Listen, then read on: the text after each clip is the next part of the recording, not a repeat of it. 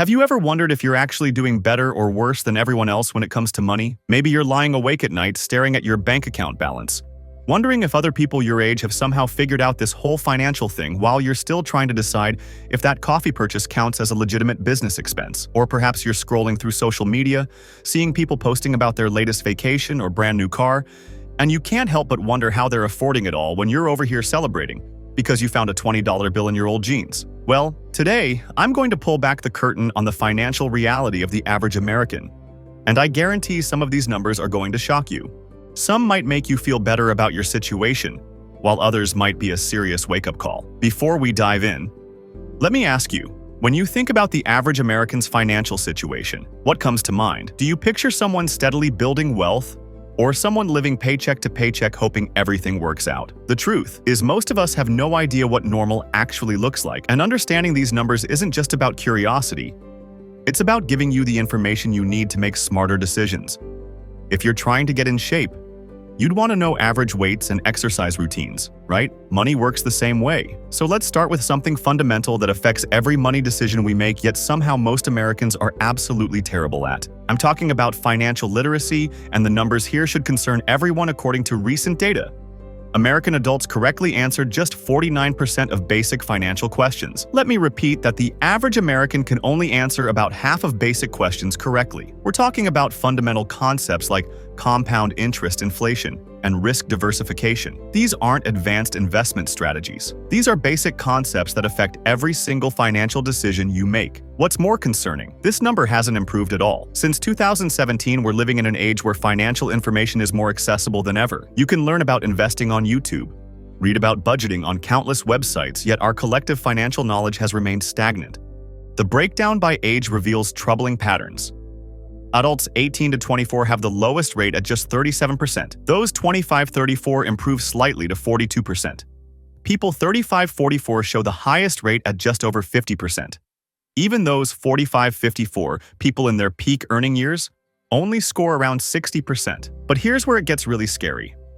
When researchers focus specifically on retirement knowledge, the numbers plummet. The average American correctly answers only 37% of retirement planning questions. This means most people making decisions about their financial future have no idea what they're doing. They're flying blind when planning for the most expensive phase of their lives.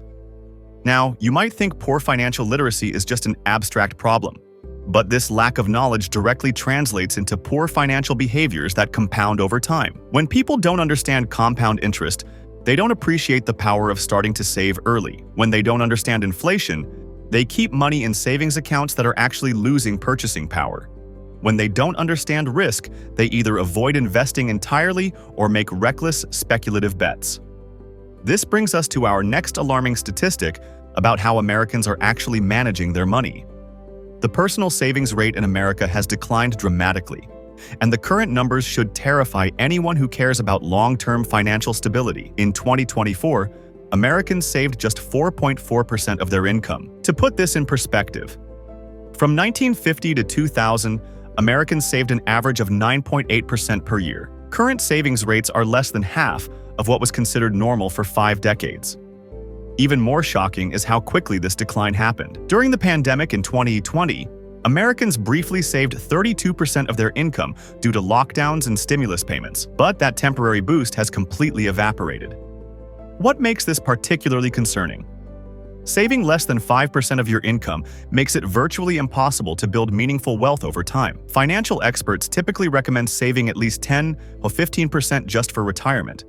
And that's on top of saving for emergencies and other goals. When you're only saving 4.4% total, you're not even meeting the minimum recommendation for retirement alone. The gap between what Americans say they want to do and what they actually do reveals troubling patterns. Despite widespread financial stress, 41% of Americans say they would rather enjoy life now than save for the future. This preference is even more pronounced among younger generations, with 50% of Gen Z choosing immediate enjoyment over future security. I understand the appeal. Life is short, and there's something to be said for enjoying the present. But here's the problem with this approach. When you consistently prioritize short-term pleasure over long-term security, you eventually reach a point where you have no choice but to work until you die. This brings us to one of the most alarming statistics about American financial life. Nearly half of all Americans, 49%, are living paycheck to paycheck. This means if they miss even one paycheck, they would be unable to meet their basic financial obligations. They have no buffer, no safety net, no room for error. They're essentially one emergency away from financial disaster. What makes this statistic even more devastating is that it cuts across income levels in ways that might surprise you. This isn't just minimum wage workers struggling to get by. We're talking about people earning decent salaries who have inflated their lifestyles to consume every penny they bring home. They're driving cars they can't afford, living in houses they can't afford, eating at restaurants they can't afford, all while convincing themselves they're living the American dream. But the real nightmare begins when we look at what happens when these paycheck-to-paycheck Americans face an unexpected expense. And trust me, unexpected expenses aren't actually unexpected. They're guaranteed. Your car will eventually break down, your roof will eventually leak, someone in your family will eventually get sick. These aren't surprises, they're mathematical certainties. So, how prepared are Americans for these inevitable financial emergencies? Brace yourself, because this next statistic is going to make you question everything you thought you knew about financial security. 27% of Americans don't have an emergency fund at all. Zero set aside for when life inevitably throws them a curveball. They're playing financial Russian roulette every single day. But wait, it gets worse. It gets worse. Nearly 56% couldn't cover a $1,000 emergency expense with cash or savings. $1,000. That's not buying a yacht or funding a European vacation. We're talking about the cost of a modest car repair, a minor medical procedure, or replacing a broken appliance. 6 out of 10 Americans can't handle this without going into debt. Now, here's the part that should keep you awake at night. 59% of Americans had an unexpected expense pop up in the past year. So we've got a situation where the majority face surprise expenses annually, but only 41% have the savings to handle even a modest $1,000 emergency. It's like watching a slow-motion train wreck. For those who do manage some emergency savings, the numbers are still grim. The average emergency fund contains about $1,600. That might sound decent until you realize this average is heavily skewed by high earners with substantial savings.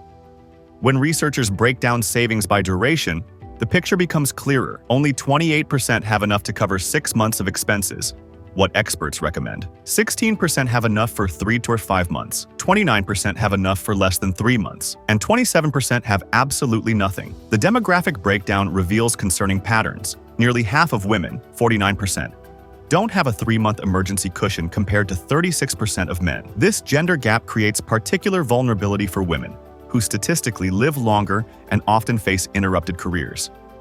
The generational divide tells an equally troubling story. Only 31% of Gen Z can handle an unexpected $1,000 expense, compared to 59% of baby boomers. Younger Americans are starting their careers and families with virtually no financial safety net.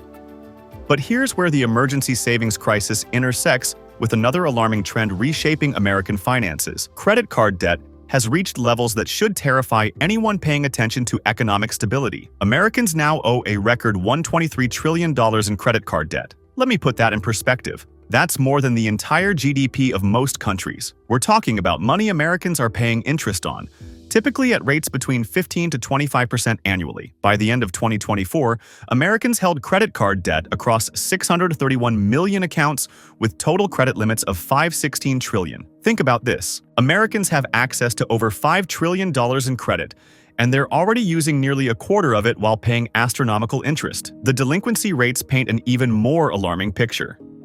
In early 2025, over 10% of credit card accounts transitioned into serious delinquency, meaning they were 90 or more days past due. Another 8.75% became 30 days or more delinquent.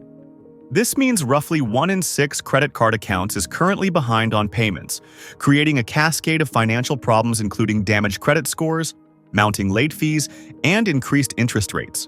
And the problem doesn't stop with credit cards. Average total household debt has climbed to $105,050, up from $92,127 in 2020.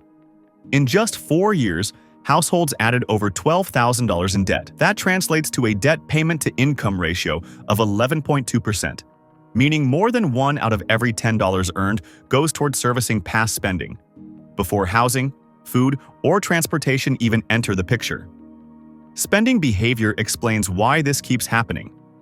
In 2024, more Americans increased their spending than increased their income. That imbalance guarantees rising debt. Housing consumes roughly 25% of household budgets, not counting hidden ownership costs, while transportation averages around $100 per month. These fixed expenses quietly absorb paychecks, layer on psychology, and the trap tightens. Lifestyle inflation causes spending to rise automatically with income. Raises turn into nicer homes, better cars, and more expensive habits. The result is higher earnings paired with lower security. This is why many six-figure earners feel just as stressed as those earning far less. The issue isn't income, it's margin. Geography compounds the problem. In states like Louisiana, Hawaii, and Florida, nearly 40% of income goes straight to bills. In lower-cost states, people often have more financial flexibility despite earning less, simply because expenses don't consume the entire paycheck. So yes, the average American is financially fragile, but that awareness is power. Once you see what average really looks like, you can choose a different path, one built on margin, resilience, and control rather than appearances.